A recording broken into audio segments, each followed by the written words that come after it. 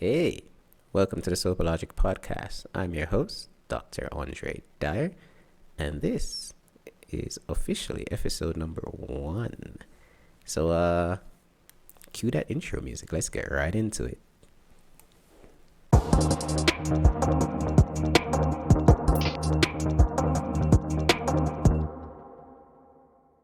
And this is my intro video. So, in case you have no idea who I am, or if you know someone who you're trying to introduce them to my podcast, this video would be the video to be like, hey, this is the guy that I'm spending a lot of time listening to.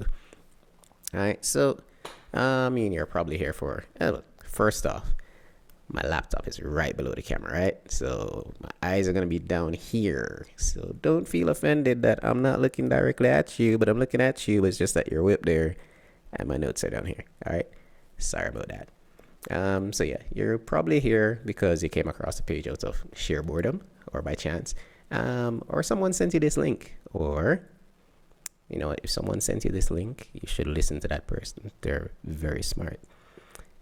Or maybe you know who I am in real life.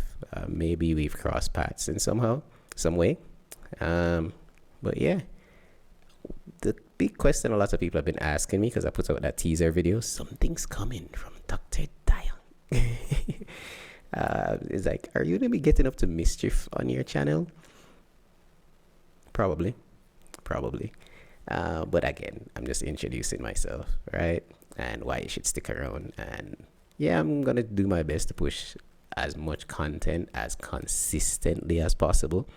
Because in the event that there are any rumors, no, I still have a full-time job. Okay? So you're probably asking yourself, what is sober logic? Like, what kind of term that? What that mean? So a sober logic refers to the logical, realistic, and or level-headed characterization of a situation, scenario, of an assessment that is common, which means it occurs often, or something complicated or rare, right? But what it boils down to is the decision you make in that moment or thereafter. Because, sometimes you're in a situation, you make a bad decision, but then you say, wait, that never makes sense. And then you make the logical decision. So sober logic overall is the logical decision, which tends to be the right decision. Not necessarily the one where you want to hear, or the one that you want to do, or the one that makes you feel better, but it's the logical decision. And like we said, it can apply to everyday things, everyday experiences, or unique once-in-a-lifetime moments. So, sober logic. See me? Yeah. And then, because there's so much going on in this crazy brain of mine, it can apply to those different scenarios or case in points or things that are yet to happen and are coming.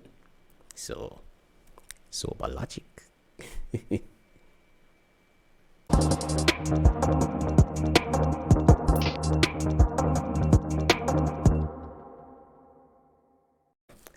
I am Jamaican, the nice type of Jamaican, not the bad type. No. By profession, I am an educator, international educator, to be more specific, and I'm in admin. So right now I'm a vice principal, but I've been head of school, principal, director, director of technology, teacher. Most of it I've done it. The only thing I haven't done for a long period of time is kindergarten. Kindergarten teachers are a different breed, okay? Hats off to kindergarten teachers. They're a different breed. I know I could not do that every day of the week for years. I couldn't do it. I'm sorry. Hats off to kindergarten teachers. You guys deserve to get paid more. You see me? And that is no fluff. As the picnic them say nowadays, no cap.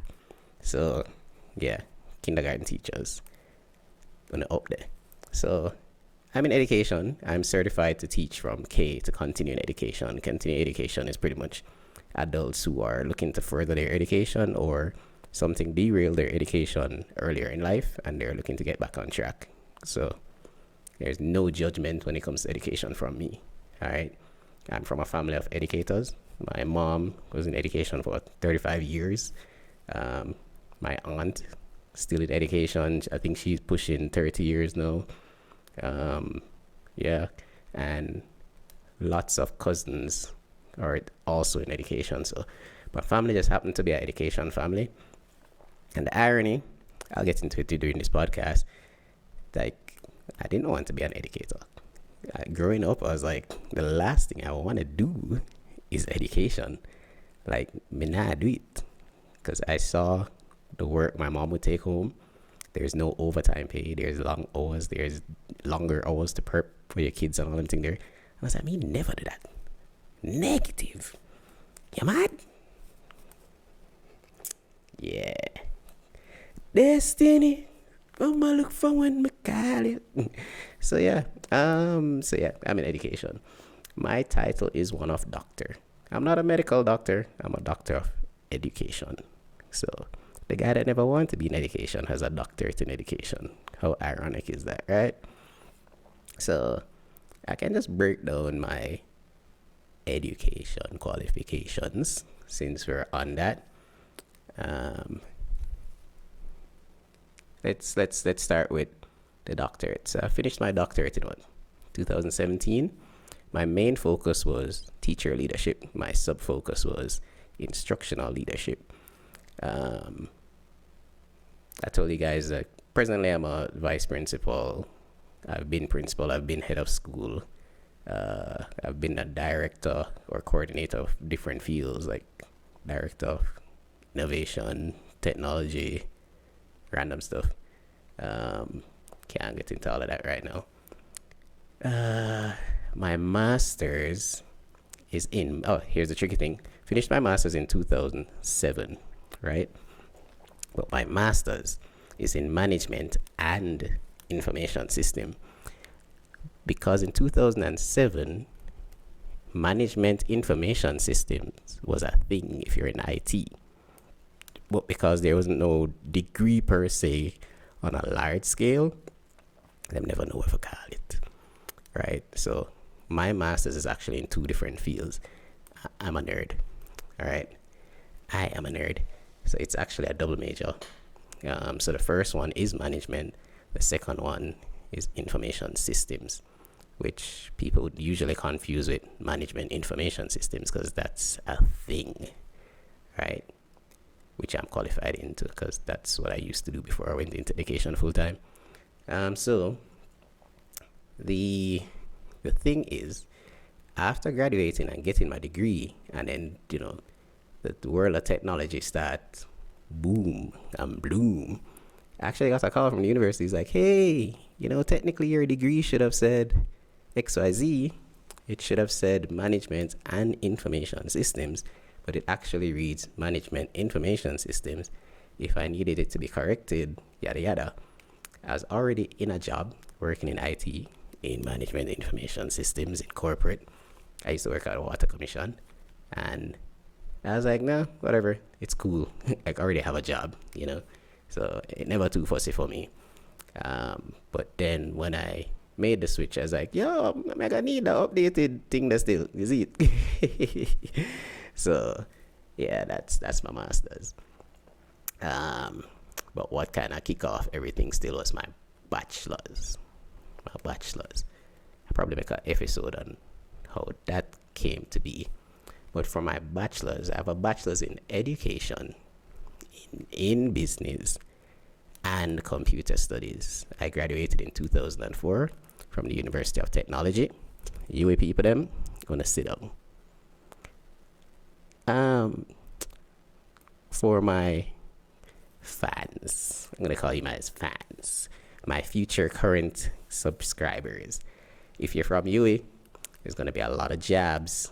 Tell you from now, it's gonna be a lot of jabs coming. All right, because me and my friends, we banter all the time. Utech banter. So when we throw banter at you that you guys love read for a degree and still fail on the test, yeah man. So The banter will be coming. So if you love the banter, yeah man, come right here, so come right here, so enough you Utech banter gonna right here, so. But yeah, go back to the thing. Bachelor of Education in Business and Computer Studies, but the focus is computing with accounting. You see me? So if you keep track already, that's a Bachelor of Education. That means I was at a faculty with liberal studies, right? The program was a business program, right? It was a computer studies program, because it breaks down into computing and accounting. So if you keep in track, it's technically a triple major. I hear say, because my cohort was the second cohort to do that program. The first cohort were guinea pigs, and yeah man, them did miserable. Miserable. And the cohort behind me, the things that my cohort complained about or highlighted that something was needed tweaking. I'm not gonna say wrong. Things needed tweaking to make it work. I think the cohort behind me was the last one, because the cohort after that, I don't think they were a triple major anymore. They dumbed it down, and I shouldn't say dumb it down. They scaled it down that you could choose 2 of the 3 tracks. I could be wrong, but that was the word on the street while I was about to graduate. So the batch behind me did the same thing, but the batch behind them, you would have choose 2 of the 3 tracks. I don't think they do 3 anymore, because the program was intense. I'm not gonna lie, that triple major was intense. I'm gonna come out, graduate, get it. So kudos to me and all of my peeps them. And that was 2004. So 21 years ago. This year, May, it's going to make 21 years ago that I graduate. Jano. Nah, I guess I'm old, I guess I'm seasoned. Yeah. But anybody that went through that program and completed, big up from me, because I went through it and I know what it takes to get through that program. So yeah, man, with all that said now, what's my podcast going to be about? Because I have a doctorate in education, I have a master's in information systems and management, and I have a thing in accounting. So I have a business brain, I have an education brain, I have a management brain, and I have an IT brain. So that alone for tell us how this podcast will be about enough things. Because like I said, I'm an international educator. Travel a little bit. I've lived in a few countries. Enough experience. Enough. A bag of story, because outside of being an international educator, in case you don't notice, I look nice and caramel and chocolate and thing is it. Yeah. And I've been to a couple immigration place where when them see the passport said Jamaica, they're searching the map of Africa to find Jamaica. Yeah. And when I'm actually traveling with an African friend, it's more hilarious. Because my African friend is like, "I'm gonna soon find it." Cause we know, like, come on, man. Jamaica, even if you don't exactly know where in the globe Jamaica is, you should know it's not in Africa because of Bob Marley, because of Usain Bolt. But again, I've experienced it firsthand.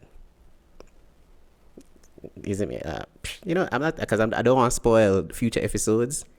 But I've experienced it, and I'm gonna make episodes about that. All right. So go back to the thing. Stay on track.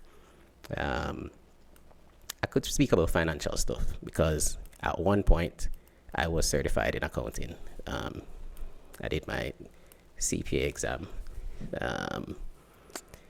What wasn't a thing for me to say make a living out of that, because when I wet my little toe in the thing, you just know something is not for you. Yeah. So I'll budget for my friends. I'll do my own budgeting. I'll I did budgeting for my father when God rest his soul, R.I.P. Daddy. I run his accounting. A couple of my friends, when they had their startups, I helped them with their accounting plan. So like, I am an accountant, but I'm not a certified accountant. Cool. The techie side, always love technology. Always love technology. I'm still into technology. So like a lot of things that are happening now, like a bunch of my students, cause my first students, like they're adults now. I've been in education now. Why? I don't even know. I've got to do the maths. 23 years? 23 years? About that? Because I was teaching part-time before I even finished university. And then my mother was an educator. And I would help her with her stuff. And she taught chemistry for a while. It's a funny story. My mother is a chemistry teacher. I would help like her students, like when I never get it, and I wait for my mother to finish school and things like that, teach them. I never passed chemistry yet. Went to Wolmers, boys. Chemistry teacher ever like, what go on? Like, again, because my mother's a chemistry teacher, and I never, ever wanted to go to education. Make sure I say, I did the bare minimum. I think my highest grade in chemistry was a C+, and it's not that I never know the content. I'd literally like answer to the first 10 questions. I'm like, all right, let me write. Just hand in the paper. Like, add up so the test was out of 50, and I add it up. I was like, yeah, man, that's enough for a C. And just hand in the paper. Like, straight, no filter. Like, no cap. No cap. I'm popping the mic right now. I see the green's going yellow. I'm sorry for your eardrums. But yeah, straight. Sorry, mommy. I'm sorry. Like, and she didn't know to. Like, she would look at the test paper and was like, oh, like, you helped me grade like 60 paper the other day, and half of these questions were on that paper. So, you only get a 6. Like, sorry, mommy. Man, take you through and through. I actually wanted to create video games for a living. Some people are like, yo, what you want me when you grow up? I wanted to make video games. I'm gonna actually make an episode on that, because it's not really a funny story, but it's the Jamaican story, right? There's so many youths out there that they know what they want to do, know what they want to pursue, but at the time, because this is 99, 2000, year 99, 1999, year 2000. To look on your parents and say, oh, I want to make video games for a living, and your parents have no idea what a video game is. Like, to them, a video game was, remember the Nokia with the snake on it? I forget the model phone, but when I know what I talk about, drop in the comments. That was a video game to my parents. So when I say, I want to make video games for a living, they're like, you want to make snake on cell phone? That not work. And then, of course, you're going to like research everything I bring to them and say, this is what I want to create. Then, it was like, nope. Because one, it was so expensive, can't afford that. That not happen. But everything happened for a reason. I believe everything happened for a reason. My mother is a strong 7-day, so she believe in things happen for a reason, and your destiny is gonna occur at the right time when it should happen. Man, I'd have no complaints in life. Would I want to be a game engineer? Of course, without a doubt, straight. But yeah, anyway, too long for that. Too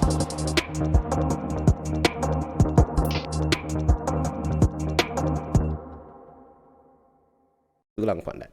Moving on the business side of things. So, yeah, the short way to put it is I'm a hustler. I've been hustling from, the earliest hustle I can remember is when I was 5 and marbles were a thing. Like, people like play marbles, and you have to hit somebody marble, and you used to dig out the hole and you used to draw your line, and yeah. So I used to hustle marbles because everybody was playing marble. And people that spend like 20 cents. This is how far back I go, right? 20 cents on the pretty marble. Regular marble was like a 5 cent. If the vendor the thief him charge you 10 cent. Alright. But if you don't want a pretty marble, it was 20 cents. I had friends and like my aunt did work downtown and thing, and them had it in bulk. You see me? Like in bulk. So you'd get like $1 and you're getting like a bag. I don't remember how much come in the bag. It was way more than 5. You see me? But I'd pick the bags with the pretty one them and sell them for 20 cents. So when I spend $1 on a bag, I don't know, I was probably making like $3. Right? It's a $2 profit. So from them times, yeah, man, also. No, sugarcoat it. So from grade 1, used to sell marble, buy and sell marble. When I was at Wolmers, they used to call me Jolly Rancher. Cause the front part of my bag, I started out with Jolly Ranchers. I sell Jolly Rancher on campus. And the teacher them used to book me up. Yo, Dyer, you have no Snickers? I was like, yeah, man. Which size you want? The small one or the medium? Like, the teachers were buying from me. You them are buy from me. There was a point when my father looked at me and was like, when last you take lunch money from me? Like, it was a good while because Jolly Rancher business did go on well, you see me? So, I was making my own lunch money from selling candy. And the sweet part about that is, I don't eat candy. You see me? So, rule number 1, you don't get high on your own supply. Because I don't eat candy, always made a profit. And I think I was in 2 fights. When I go in my bag, a guy went to my bag and take out 2 Jolly Rancher and try push badness. I wasn't always a nice guy. Try push badness and him learn. Him learn. Because how I have to shut down the candy business, Mr. Barnett. Rest in peace, the real big man, forever principal of Wolmers. He like called me by name. He was like, hey, this candy thing I forgot to stop because I had some younger guys selling candy for me. So like 2 first form and apparently some bigger guys back up the first form of them and bad them up and yeah, them get beat up. But they were selling candy for me because the business just got so big. So, like I said, I hustle a long time. So, the business thing, yeah. Yeah, just left it there, sir. Because it's still an intro video, right? So, I don't want to stray too far.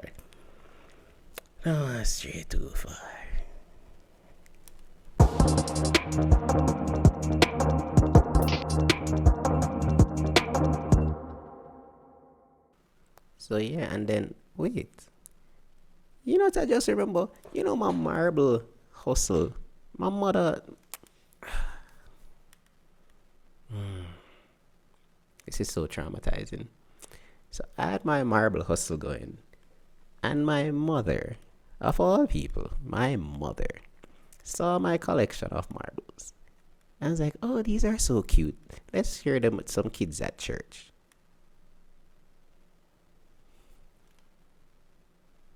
Seriously? Gave out. Oh my gosh, I need a break. The trauma is coming back to me. I need a break.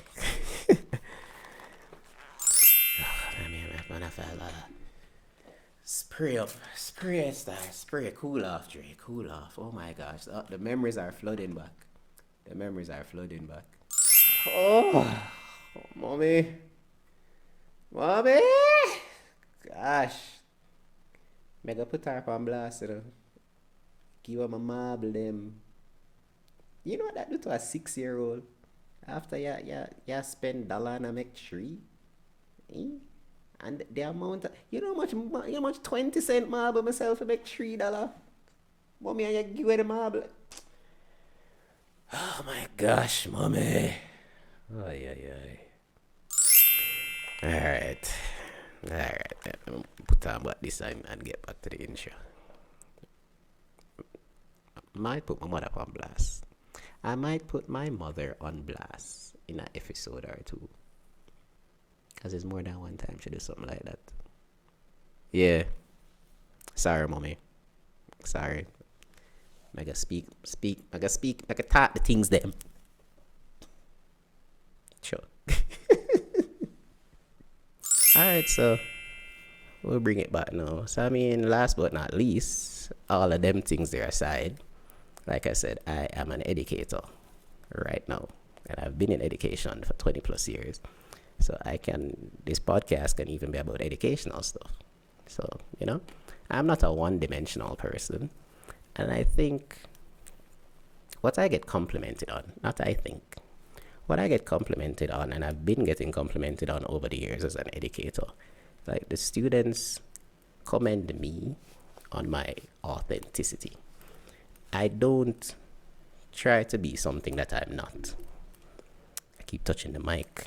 I'll get it right, people. I'll get it right because I need to sort out this arm thing right. So yeah,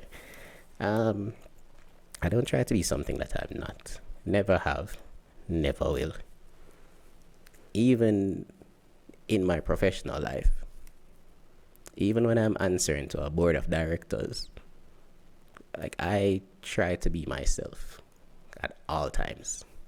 And if I find myself in a position where I cannot be myself, I sit down and I keep my mouth shut. And if you know who I am and how I operate, once I sit down and I keep my mouth shut, it's because a high chance I don't have something nice to say, so I'm not gonna say anything at all. Grandmother used to say that. My mother says that. And it is very true. If you don't have something nice to say, don't say anything at all. And I follow suit with that. So, yeah. But I was saying, my kids, I call them my kids. The students will always say, like, I stay true to myself and I'm genuine. And because I'm a teacher that uses a lot of sarcasm. A lot. But that's who I am naturally, right? And I don't hide when I'm proud of my kids. And I don't hide when I'm disappointed in them. And they appreciate that. Because I grew up in a bunch of different social circles. I am a nerd, as I highlighted at the start of this video. I am a nerd.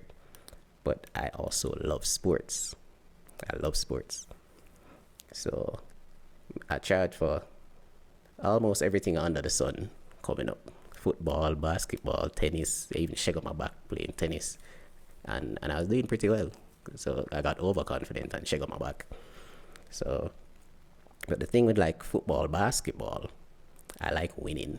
I'm not saying I'm the best player. The things that the coach would say is that I'm a consistent player. So I remember 2 seasons straight, I was leading the team in steals, and people was like, really? How that? But if you sit down and pay attention, I was stealing the ball. I mean, I'm not out there looking flashy like a superstar, but may I pick off the balls like lick, and I had most completed passes. I think I was always like a top 3 for passes because I'd steal it and pass it quick.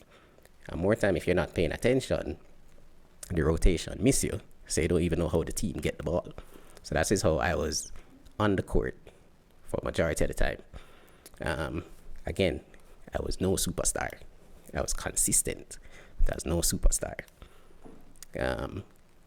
The man them that was a superstar, by default, usually the superstar is failing a couple of class. Usually them fail in maths. Usually them fail in English, right? So I would tutor these guys because I like to win. So to make sure so the team win, I would be a thorn in their side. Yo, brother, maths tests are coming up.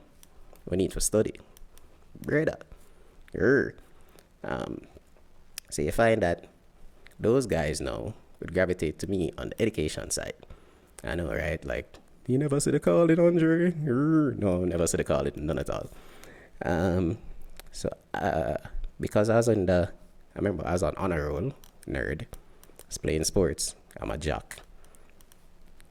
I'm also a gallist too. I'm not going to yeah. So I'll bag of social circles, right? And then the thing now, because I'm on honor roll and I'm a nerd, I'm hanging out with the brainiacs, right? I'm a jock. I'm hanging out with the athletes. Usually, the athletes pick on the nerds, right? But because I'm in both circles now, I say, yo, my youth, stop pick on the man because and I say, in fact, he's good at bio. You suck at bio. I don't take bio. Him can tutor you. So like bridge the gaps them way there. So from my time during high school, when I started, a couple fights were happening here and there. And everybody coming from different cultures and area. But for me in my circle, because me a bridge the little cliques them, yeah, like everybody would interact and stuff, right? So the fights minimize. I think more man was passing. So the guys I hung out with, they were passing. Like I said, once you get your C, you pass, right? So that's the education side. And then I took that into the classroom where I would use my sarcasm and push the kids forward. And so my approach to education was a little different. It was unorthodox. But I saw the kids for, and I still do, I see the kids for who they are. I don't try to sugarcoat anything. I tell them what it is. If I'm disappointed in you, or if I'm proud of you, or so yeah. But anyway, I just stray a while ago, right? Complete stray. Oh my gosh. If this was a class and I was observing myself for a lesson, I'd be like, hey, you went off track for there. But then my educator brain would be like, no, that was a teachable moment. Yo, I just lick the table and everything I get spunk up. Table I get spunk up. Microphone I get spunk up. So yeah, no, that's actually a jab at an old coordinator that I had when I was teaching. I was like, Andre, that objective was not on the board. What are you talking about? I was like, well, that was a teachable moment. So yeah, you have to stray from your lesson sometimes to dive into your teachable moment. All right. And I mean, this is going to be an episode by itself. Guys who come into education without an education background and think them know everything about running a classroom. Running both. You see kids giving disciplinary infractions and stuff. Well, if your objectives are on the board, your objectives don't sort out classroom. Anyway, different episode that. So yeah, this is the intro video. So you see how my brain all over the place? So if you want something super unorthodox and you don't know where it's gonna go, this is the podcast for you. The Sober Logic. The Sober Logic podcast, where craziness happen. And I was trying to think of a name of what I'm gonna call it. What, like the Sober Den? Nah, the Logic Den. The Logic Den sounds better. Yeah, the Logic Den sounds better. And I do intend to have some guests on here. So I'm gonna have some guests on here. I'm just gonna drop the little video right here, so that has the email and the YouTube link. So if you have any questions or topics that you want to see, boom, check out this.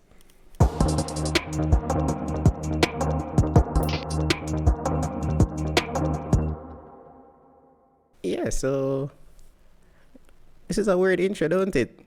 But that's to show you how I'm mad. Yeah, man. Sober Logic podcast with Dr. André Dyer. There's more to come, so stay tuned. Yeah. Hey, are you liking yourself some Sober Logic? Well, why not watch another one? As a matter of fact, if you hit the notification bell, you'll know when there's a new one. No pressure, but pressure. I'm just kidding. No, I'm not kidding. Do the logical thing. All right, I'll leave you to it. Peace.